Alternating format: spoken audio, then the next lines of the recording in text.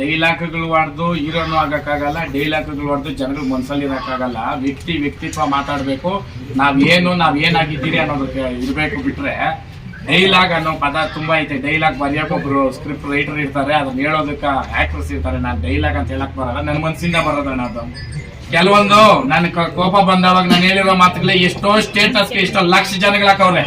ಅದೇನಂತಂದ್ರೆ ನನ್ನ ಮಂದಾಲದಿಂದ ಬರೋದು. ನನಗೆ ಒಬ್ರು ಸ್ನೇಹಿತರು ಹೇಳ್ತಾರೆ, ಕಾಳಿಕಾ ದೇವಿನೇ ನಿನ್ ನಾಲ್ಕೇನಲ್ಲಿ ನುಡ್ಸೋದು ಅಂತ. ಆನ್ ಸ್ಪಾಟ್ ಹೇಳ್ತೀನಿ ನೋಡ್ರಿ. ನೀವು ಒಂದ್ ಸೆಕೆಂಡ್ ಕೂಡ ನಾನು ಗ್ಯಾಪ್ ಕೊಟ್ಟಿರಲ್ಲ, ನೀವು ಕೊಟ್ಟು ಇಮಿಡಿಯೇಟ್ ಕೊಡ್ತೀನಿ. ಅದ ಭಗವಂತ ಕೊಟ್ಟಿರೋ ಆಶೀರ್ವಾದ. ಅದ್ ಬಿಟ್ರೆ ಬೇರೆ ಏನು ಇಲ್ಲ. ನಾನು ನೀವು ಕೇಳಕ್ಕಿಂತ ಮುಂಚೆ ಕೆಲವರು ಯಾರೇ ಆಗ್ಲಿ ಇಂಟರ್ವ್ಯೂ ಮಾಡಕ್ಕಿಂತ ಮುಂಚೆ ಕ್ವಶನ್ಸ್ ಓದ್ಕೊಂಡು ಏನ್ ಕೇಳ್ತೀರ ಅಂತಾರೆ. ನನ್ನ ಹತ್ರ ಅದಿಲ್ಲ. ಹಂಗ್ ಕೇಳಕ್ ಬಂದ್ರೆ ಹೇಳ್ಬೇಡಪ್ಪ, ನಂಗೆ ಡೈರೆಕ್ಟ್ ಕೇಳಂತೀನಿ. ಯಾಕಂತಂದ್ರೆ ತೆರೆದು ಪುಸ್ತಕ ಇದ್ದಾಗ ನಾನು ಏನಾದ್ರು ಮುಚ್ಚುಮಾರು ಏನಿಲ್ಲ. ನೀವು ಕೇಳೋದಿರೋದ್ ಕೇಳಿರ್ತೀರಾ, ಇಲ್ಲ ಅನ್ಸಿರೋದ್ ಕೇಳಿರ್ತೀರಾ. ಉತ್ತರ ಕೊಡೋದು ಬಿಡೋದು ನನ್ನ ಮೇಲೆ ತಾನೇ ನಿಂತಿರ್ತದೆ ಅಲ್ವಾ.